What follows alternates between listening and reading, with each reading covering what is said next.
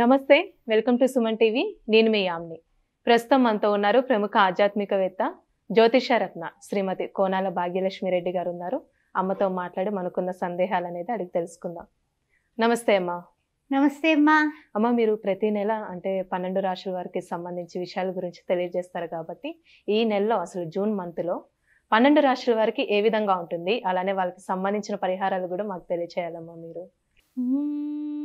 గణానాం త్వా గణపతికం భవామహే కవిం కవీనాముపమస్రవస్రవం జ్యేష్ఠరాజం బ్రహ్మణస్పద ఆనశృణ్వన్నోతిభిः सीदसाधनं प्रणो देवी सरस्वती वाजैर्वाजनेवती दीनामवित्रेवतु गणेशाय नमः सरस्वत्यै नमः श्रीगुरुभ्यो नमः हरिः ओम् ओं श्रीमात्रे नमः ఓం గణపతే నమః. మాసఫలాలు కార్యక్రమానికి జూన్ మాసంలో ఏ విధంగా ఉంటుందో తెలుసుకుందాం. మరి స్వాగతం. అయితే 1వ తారీఖున వృషభంలోకి బుధగ్రహ సంచారం నడుస్తుంది. ఈ మాసంలో 2వ తారీఖున కుజుడు మేషంలోకి సంచారం చేయబోతున్నాడు. 13వ తారీఖున శుక్రుడు మిథున రాశిలోకి, 15వ తారీఖున చూసినట్లయితే రవి మిథునంలోకి కూడా ప్రవేశం చేయబోతున్నారు. అదేవిధంగా అదే 15వ తారీఖున బుధుడు కూడా మిథున రాశిలోకి, అంటే ఈ యొక్క మిథునంలోకి 15వ తారీఖున రవి బుధులు కూడా ప్రవేశించబోతున్నారనే విషయాన్ని మనం ఇక్కడ గమనించుకోవాలి. ఏ విధంగా ఈ గ్రహ సంచారం వలన ద్వాదశ రాశుల వారికి మార్పులు, చేర్పులు, యోగాలు, శుభాలు కలగబోతున్నాయో తెలుసుకుందాం. మరి అమ్మ, ఇప్పుడు జూన్ నెలలో ధనుస్సు రాశి వారికి ఏ విధంగా ఉంటుంది, వీళ్ళకి సంబంధించిన పరిహారాలు కూడా మాకు తెలియచేయండి అమ్మ. ధనుస్సు రాశి వారికి స్వాగతం. ముఖ్యంగా ఈ యొక్క మాసఫలాలు కార్యక్రమంలో మూల నక్షత్రం, ఆ తర్వాత చూస్తే పూర్వాషాఢ, ఉత్తరాషాఢ ప్రథమార్థం వారికి ఏ విధంగా ఉండబోతోంది అనే విషయాన్ని మనం ఇప్పుడు పరిశీలిద్దాం. జూన్ మాసంలో శని చూస్తే 3వ ఇంట కనిపిస్తున్నాడు. అదేవిధంగా అర్ధాష్టమ రాహు, కుజ, గోచార చంద్రుడు కనిపిస్తున్నారు. తర్వాత పంచమ షష్టమంలో రవి, గురు, శుక్ర, బుధులు కనిపిస్తున్నారు. ఆ తర్వాత సప్తమ, అష్టమ, నవమ, దశమంలో కేతు కనపడుతున్నాడు. మరి ధనుసు రాశి వారికి శుభ ఫలితాలు ఏ విధంగా ఉన్నాయో తెలుసుకుందాం. మరి ముఖ్యంగా చూసినట్లయితే గ్రహ సంచారం వలన ఈ మాసమంతా కూడా సామాన్యమైనటువంటి ఫలితాలు బాగున్నాయి. అంటే సామాన్యంగా గెటానైతే అయిపోతారు. ఖర్చులు ఉన్నాయి, ఆ ఖర్చులకు సరిపడా ఆదాయం వస్తుంది. అందువల్ల ఏ విధంగానే కూడా ఇబ్బందులు పడేటటువంటి మాసంలా అయితే లేదు, పర్వాలేదు, నడిచిపోతుందని చెప్పచ్చు. తర్వాత ముఖ్యమైనటువంటి విషయం ఏంటంటే కనుక 14వ తారీఖు వరకు మీరే రాజు, మీరే మంత్రి అన్నీనమాట. తరువాత మారుతున్నాయి పరిస్థితులు. కారణం ఏమిటి అంటే కనుక 7th హౌస్లోకి రవి వస్తున్నాడు, తర్వాత శుక్రుడు వస్తున్నాడు, ఆ తర్వాత బుధుడు కూడా వస్తున్నాడు. ఈ శుక్ర, రవి, బుధుల యొక్క సంచారం వలన మీకు జీవిత భాగస్వామితో చిన్న చిన్న మాట పట్టింపులు వచ్చే సూచనలు కనిపిస్తున్నాయి.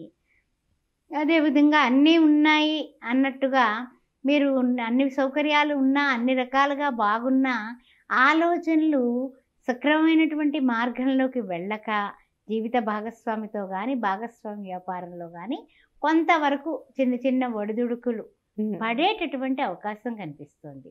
కోర్టు వ్యవహారాలు కానీ, వ్యాపారాల్లో కానీ, వృత్తుల్లో కానీ తొందరపాటు నిర్ణయాలు తీసుకోకుండా మీ కోపాన్ని మీరు అదుపులో పెట్టుకోవడం అనేది చెప్పదగిన సూచన.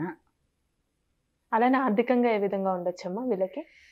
ఆర్థికంగా ఏంటంటే కనుక మీరు ఖర్చు పెట్టేటప్పుడు కాస్త నియంత్రణ ఉంటే ఆర్థిక పరిస్థితులకి ఏమీ పెద్దంత డిఫరెన్స్ ఉండదు. కానీ ఖర్చులైతే ముమ్మరంగా చేసి తర్వాత చేతులు కాలిన తర్వాత ఆకులు పట్టుకోవాలనే ఆలోచన మాత్రం చేయబాకండి, అది మంచిది కాదు. తర్వాత ముఖ్యంగా కుటుంబంలో మాత్రం అమ్మ ఐకమత్యత అనేది కొరవడుతుంది. ఆ విషయంలో మీరు చాలా జాగ్రత్తలు తీసుకోవాలి. మీరు చాలా సంయమనంగా ఉండాలి. కోపాన్ని ప్రకటించవద్దు. ఇందాక అదే చెప్పాను. ఎందువల్ల అంటే కోపం ఎదుటి వాళ్ళకి రుచించదు. మీరు మంచిగా ఎంత పట్టుకొచ్చి పెట్టి ఎన్ని రకాల భోగాలు, భాగ్యాలు ఇచ్చినప్పటికీ మీ కోపం ఒక్క మాట మొత్తం మనసులన్నీ కూడా కలుషితం అయిపోతాయి. అందువలన మీ మాటని చాలా ఆచితూచి వాడండి.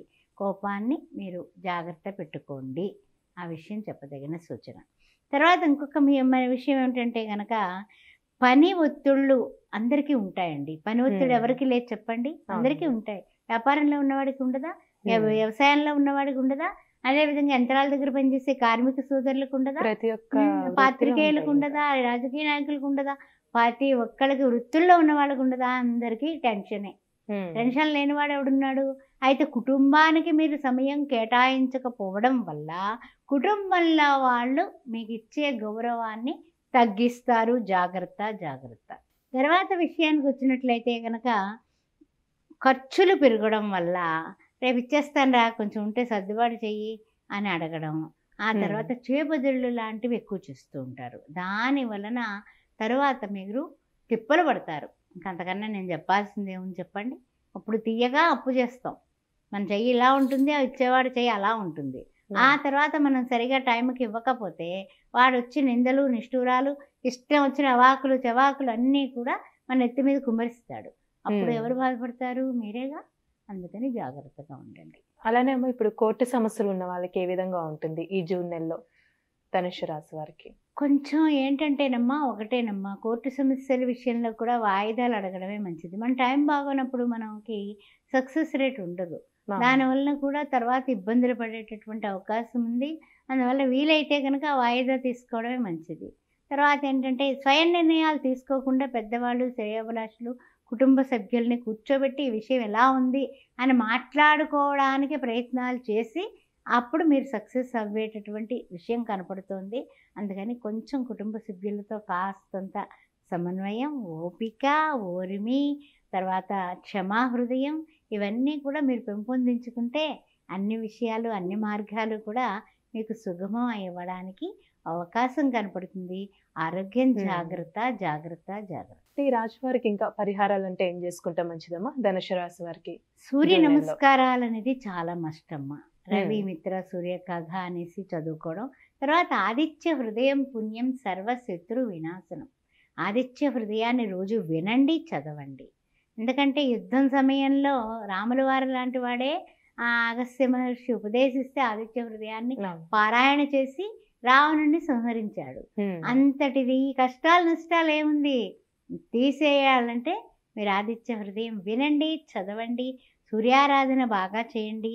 అంతేకాకుండా శ్రీ మహావిష్ణువుకి వడపప్పు పానకం రాముల వారికి సమర్పించి బుధవారం నాడు అన్నదానం చేయండి. ఎవరికైనా మంచి పరిస్థితికి పెడతారు.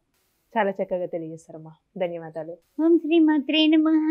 ఆస్ట్రో భాగ్యలక్ష్మి అనే ఈ ఛానల్ని సబ్స్క్రైబ్ చేశారా? చేయకపోతే వెంటనే చేయండి. మన వాళ్ళందరికీ కూడా ఈ సోషల్ మాధ్యమాల ద్వారా అందరికీ షేర్ చేయండి. కామెంట్ రూపంలో మీకు ఏమైనా కొత్త విషయాలు కావాలంటే నాకు కామెంట్ రూపంలో పెట్టండి. తప్పనిసరిగా వీడియోలు చేయడం జరుగుతుంది. ఏదైనా జాతకాల గురించి కానీ పొంతనల గురించి కానీ ఏమైనా భార్యాభర్తల మధ్య ఏమన్నా తేడాలున్నా ఏ విషయంలో అయినా సరే జాతకరీత్యా జ్యోతిష శాస్త్రం ద్వారా నాకు తెలిసినవి మీకు తెలియపరచడానికి నేను ఎప్పుడూ సిద్ధంగానే ఉంటాను. అదేవిధంగా సి సెక్షన్కి ముహూర్తాలు కూడా పెట్టబడతాయి. అదేవిధంగా చూసినట్లయితే 16 సంవత్సరాలు పూర్తయి 17వ సంవత్సరంలోకి అడుగు పెట్టబడుతున్నాం. అందువల్ల మీ బంధుమిత్రుల్లో కానీ మీ ఇంట్లో కానీ పెళ్లి కాని అబ్బాయిలు అమ్మాయిలు ఉంటే శ్రీ సౌభాగ్య మ్యారేజ్ బ్యూరో ద్వారా సర్వీస్ ఇస్తాం. హిందువులైతే చాలు, మీరు ఎవరైనా సరే అబ్బాయిలు కానీ అమ్మాయిలు కానీ 9866044439కి పంపించవచ్చు. ఓం శ్రీ మాత్రే నమః.